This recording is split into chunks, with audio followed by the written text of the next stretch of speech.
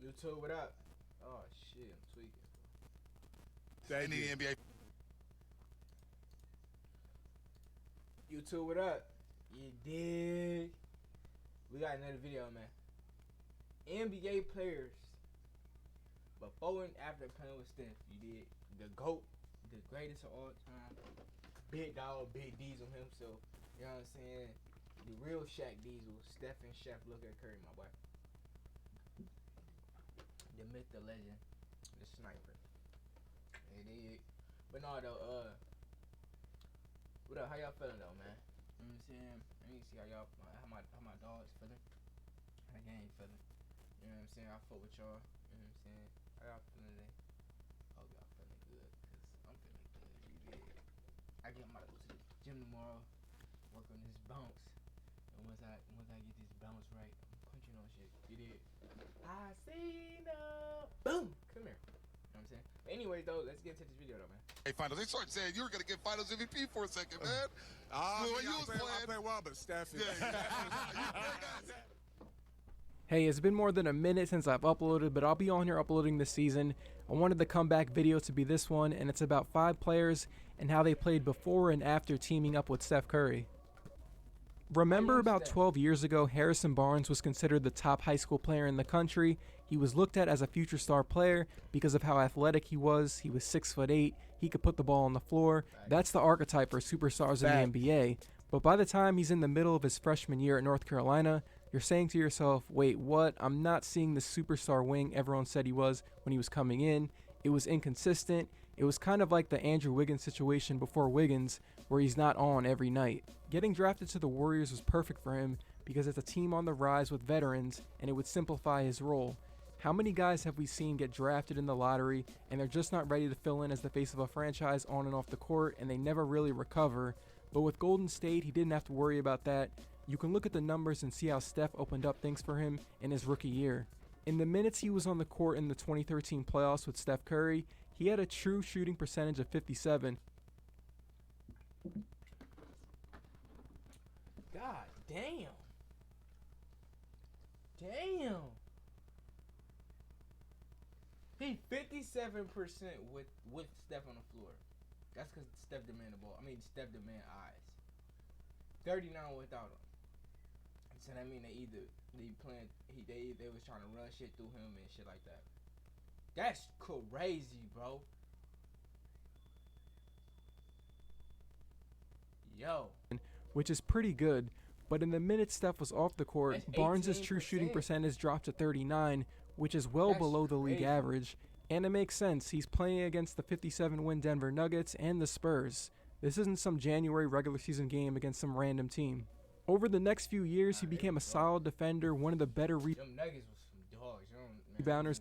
Them Nuggets was some killers, boy. At the small forward spot, and was also one of the better corner three-point shooters in the league in 2015 and 2016, and it was wild because Barnes entered the league as mostly unreliable from behind the three-point line. One of the crazier things about the Warriors between the 2014 and 2016 seasons is that their star players and role players made either marginal improvements or massive improvements. You don't ever see that, pretty much like 7 players making improvements, which is part of why they were so good together. Now, why did the Harrison Barnes era in Golden State come to an end in 2016? Well, if Kevin Durant wants to join the team, you're definitely gone. It doesn't matter who you are, but when you almost single-handedly give an NBA Finals to the other team, it's pretty easy to say bye. In the What?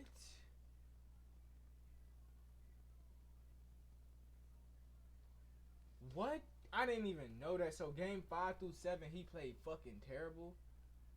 Yeah, fuck you. last 3 games of the 2016 Finals to win that championship against Cleveland, Barnes shot 5 of 32 from the field, and if you remember that series, you know at least like half of those shots were completely wide open. The Cavs were selling out hard on Steph and saying, Harrison Barnes, you have to beat us.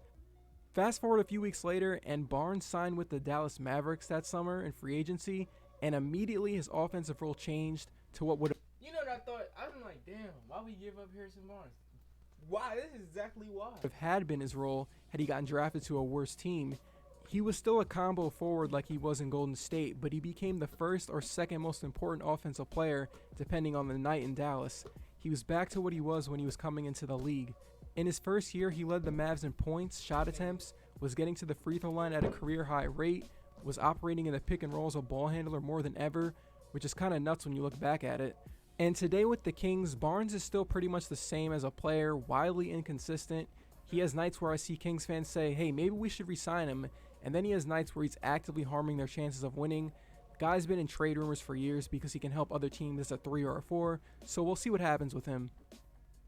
I think most people said that if there's any... Bro, most players like that are good at being the 3rd or 4th option. Once you put them at 1 or 2, bro, it's just kind of hard.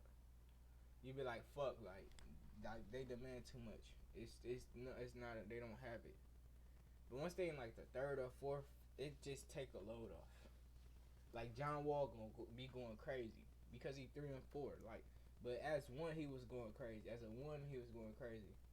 But now he 3 and 4. It's like he 3rd or 4th option. It's like, bro, this shit about to be easy work. You feel me? I mean, your best defender is now guarding easy work. Any place where Andrew Wiggins is going to rewrite his career in his mid-20s, it would be with the Golden State Warriors, because if he can't make it work in a system where role players have had the easiest jobs of their lives playing off of Steph Curry, then Wiggins is pretty much done as an impact starter in the league. We know the Andrew Wiggins story. He was one of the most hyped prospects of the last 20 years because of his athleticism and two-way potential. He was the #1 pick in the 2015 draft, but after a handful of seasons, became one of the worst contracts in the league and was one of the faces of draft disappointments. Now a few years later, after being traded from the Minnesota Timberwolves, he's having games where he's scoring 27 points and playing elite defense in a Western Conference Finals game on the road, and then 2 weeks later, he's bringing down 16 rebounds in an NBA Finals game on the road and playing his best in games that actually matter. And then he won a championship. Fuck is you saying, boy? It's still wild seeing him play like this because you wondered if he would ever be an actual impact player in the NBA in Minnesota. The secondary wing next to an established star. And he winning championships, boy. Fuck is you saying? The Warriors got a great organization. Always his best role, not the guy who leads your franchise for a decade. That's why they gonna be so. It's only been about a quarter of the season so far, but you can see it just from the stats. Never in his career has Andrew Wiggins shot above 40% from 3 and 50% from the field over a season. Every year in Golden State has been a career best in field goal percentage and 3-point percentage. He's getting in rhythm catch and shoot threes and easy dribble drives because Steph is opening up space with and without the ball. 73% of Wiggins' made shots this year have been assisted. He did more creating on his own in Minnesota. The entire league is always looking for 6'6" to 6'8" wing players that can shoot, attack a closeout, defend in isolation, switch or fight over screens, and the Warriors basically got him with no resistance from other teams. Nobody in 2019 was saying, oh yeah, you know what, let's buy low on Andrew Wiggins, because it didn't make sense for them because of his huge contract. Credit to Wiggins obviously for being able to do it, because his style of play was not like this with Minnesota, but if you have a jumper, some finesse when finding driving angles, and the timing of when you gotta move to open space when chaos is happening, you can do really well next to Steph. Other than winning a championship, what hadn't KD accomplished? What the fuck? Why did y'all do that? As an individual player in OKC before joining Golden State, he pretty much did everything you want as a guy who's the face of a franchise. KD and Steph dominated together. You can see it in their tracking stats on NBA.com. Over 12 games in the 2019 playoffs, KD had a 70% true shooting percentage with Steph on the court. With Steph off the court in those playoffs, it dropped to 58%. And in their first year together during the regular season in 2017, KD's shooting percentage with Steph off the court was 61%, and when they were on the court together, it jumped up to 67%. Either way, those are great numbers, but you can see the difference when Steph's on the court with KD. KD knew this was going to happen, which is part of why he left. It was comical how many clean looks and one-on-one shots he was able to get up in situations where he was usually double-teamed in the past. Now, I can point to this stat or this lineup or how KD had a better field goal percentage with Steph in this stretch. Durant is going to have great percentages wherever he's at. They're amazing in Brooklyn. He's carrying a Nets roster that's really not that great. But what I think KD misses playing with Steph the most is the on and off court stability. He is not getting that with the Nets. Harden wanted out. Kyrie, like my upload schedule, is not reliable. Steve Nash was a rookie coach and got fired. Let's just say KD decides to stay in Golden State. Even if it's Steph, KD, and a bunch of flawed role players, we've seen superstars mask the flaws of mediocre teams, and the Warriors spend money like crazy, so it's not like they wouldn't have tried to get other guys to help out. It's just been a weird stretch for him since he left the Warriors, and when people are talking about his career after he retires, you're going to look at these years kind of strange. You're going to look at him leaving the Warriors in the Nets era and just ask, wait, what happened here? Wait, he wanted this guy gone and now he's trying to get on another playoff team in the summer. And obviously things happened with the Nets that were completely out of his control. But in 10 years, some of these choices he made with the Nets are not going to age well. I really don't want to get into the is he a leader or is he a not debate, but I 100% agree with the line of thinking that KD at this stage of his career is most effective on a team with an established system and culture. That's part of why the Warriors were embarrassing everyone, and that's why he was looking at Phoenix as his next team a few months ago. You're going into a situation with Booker, CP3, and Monty Williams. Why would you go to Phoenix, though? You just was at the Warriors. He can just hoop and play off them, and a lot of the times be the main guy creating everything on offense. When you're talking about I ain't gonna lie. What if Draymond leave and Kevin Durant come back? That's crazy. In the State Warriors dynasty era in a vacuum, Andrew Bogut is not going to be one of the first players talked about. He just isn't.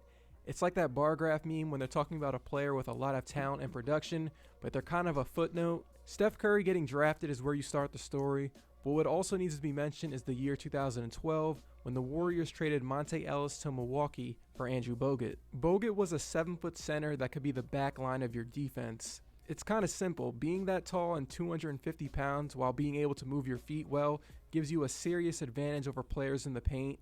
He was also one of the better big man passers in the league. He can make passes out of the post and from the elbow. He made an all-NBA team with Milwaukee. This was the perfect trade for the Warriors because it gave their starting lineup balance, and now instead of giving up 110 points every night, the Warriors immediately became one. Yo, his impact was crazy though, if you really think about it.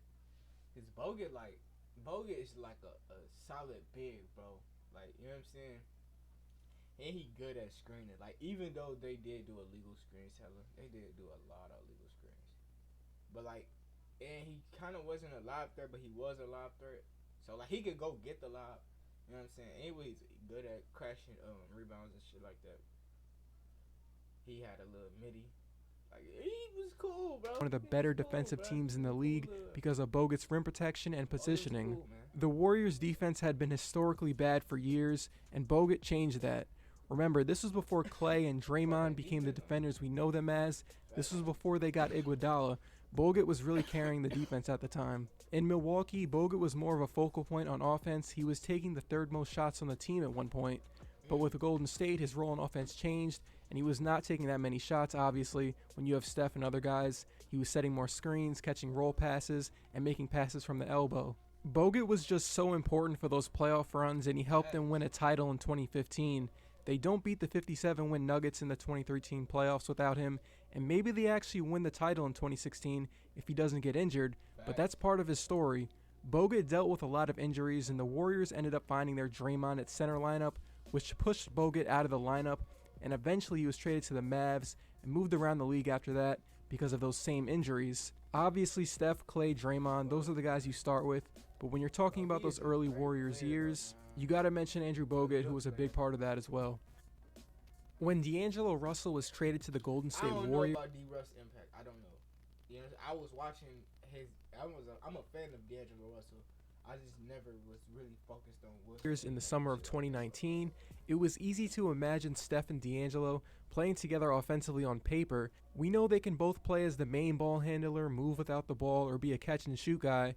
Before that season even started, Steph and D'Lo were already talking about whoever is closest to the rebound, or if one of them gets the rebound, then the other one will start off the ball. They just lost Kevin Durant in free agency, lost Klay Thompson due to injury, and they needed more perimeter scoring, or it would have been a lost Steph season. D'Lo was just coming off a season making the All-Star game and being the best player on a playoff team. Not a great playoff team, but still a playoff team. Steph hadn't played with a guard with a skill set sort of like Russell since probably the Monte Ellis years. But most of that shared ball handling. Oh, so you think D'Lo just in the wrong system? Stuff was just talk because they only played 4 games together in 2019. Curry broke his hand in the first couple of games and sat out the rest of the year. We did see Russell's usage drop in those 4 games though. He was taking 19 shots per game with the Nets the year before. Then in the 4 games with Steph, it dropped to 15 shots a night. Then it jumped back up to 20 when Steph was out with injury. He was pretty much by himself as the only real offensive player, as the Warriors would go on to have one of the worst records in the league. After all those injuries and not seeing Clay, Steph, and D'Lo play together, there's no point in keeping Russell. It was time to move on. You might as well get something from him in a trade, and that's exactly what happened. He was traded to Minnesota after being with Golden State for 7 months, and funny enough with Minnesota, he is in more of an off-ball role. Today, D'Angelo is just kind of another starting guard in the league, which is kind of wild when you consider what he was thought to be when he was drafted and looking back at his season with the Nets. It's probably one of the worst years of his career. He is only taking about 12 shots a game, which is about as many as he took during Kobe's last year in the league. He's having to adjust next to Gobert, Towns, and Edwards. Really awkward situation over there.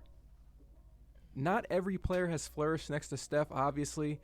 How many front court players did the Warriors try to bring in the last 5 years, and it just did not He not wrong though, gang. work out at all, considering which... He not wrong. I don't know, man. Like, some players are just, you know what I'm saying? Some players are beneficial when they play with other star players, if that makes sense. Like, they are just phenomenal role players. I don't know. But anyways, y'all like that video, like, comment, subscribe, throw them bells on. Put the bell on. You know what I'm saying? Make sure y'all put the robot faces and the fire emojis in the chat, man. I ain't gonna lie, bro. You know what I'm saying? We don't see the robot faces and the fire emojis in the chat. From I'm creeping in your window and I'm snatching I'm being your grandma mug. You know what I'm saying? All that, you know. But y'all have a blessed day, man.